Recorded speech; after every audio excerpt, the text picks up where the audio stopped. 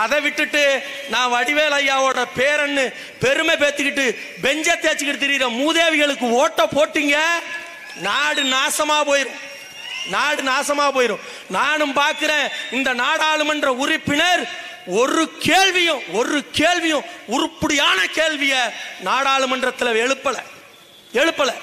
நீங்க ஆண்டாண்டு காலமா ஓட்டு போட்டு அனுப்பி இருக்கிறீங்கல்ல, நம்ம ஐயா வடிவேலோட பேரன் செந்திலுக்கு ஒன்னும் கேட்கல.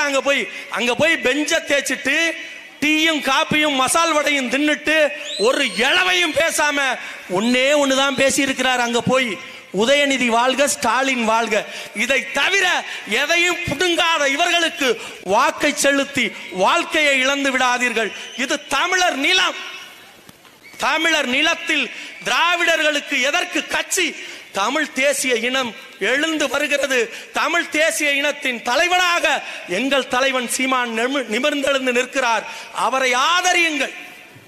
யார் ஆதரிப்பீங்க? வந்தவன் போனவன்ட்டெல்லாம் நாட்டை கொடுத்துட்டு தமிழ் தேசிய இனத்தின் பிள்ளைகளை தெருவிறங்கி போராட வைக்கிறீர்களே, இது எந்த விதத்தில் அறம்? யோசிச்சு பாருங்க. எல்லாத்தையும் முடிச்சுனா நமக்குன்னு ஒண்ணுமே கிடையாது. இங்க எல்லாம் தரிசாய் நிக்குது. இந்த காவிரி உரிமை யார் காலத்துல பாலாய் போனுச்சு? சாட்சாத் ஐயா கருணாநிதி காலத்துல தான்.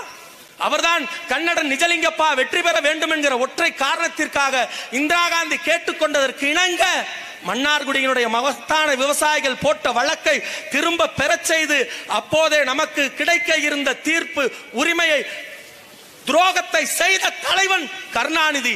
அவருக்கு வாக்கு செலுத்தி கொண்டு ஆண்டாண்டு காலமாக அடிமைப்பட்டு கிடக்கிறீர்களே. தமிழ் சமூகத்தின் மக்களே, நீங்கள் நிமிர்ந்தெழுந்து வாருங்கள். தமிழ் தேசியம் நிமிர்ந்தெழுந்து வருகிறது.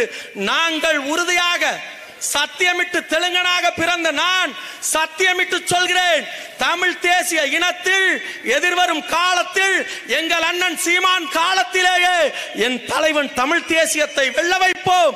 எங்கள் அண்ணன் சீமானை முதலமைச்சர் ஆக்குவோம். அதற்கு முதல் களப்பலி ஆகவும் தெலுங்கனாக பிறந்த நான் தயாரா இருக்கேன். நீ தயாரா இருக்கியா? வா, திராவிடத்தை வீழ்த்துவோம்.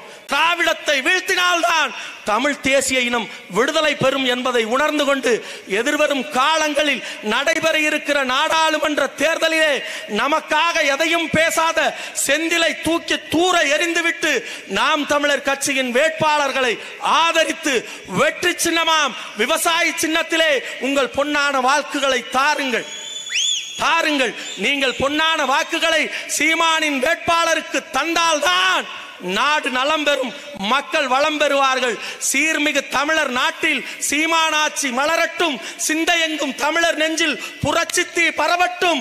பறக்கட்டும் புலிக்கொடி, இனியேனும் சிறக்கட்டும் தமிழ்குடி. நன்றி, வணக்கம். நாம் தமிழர்.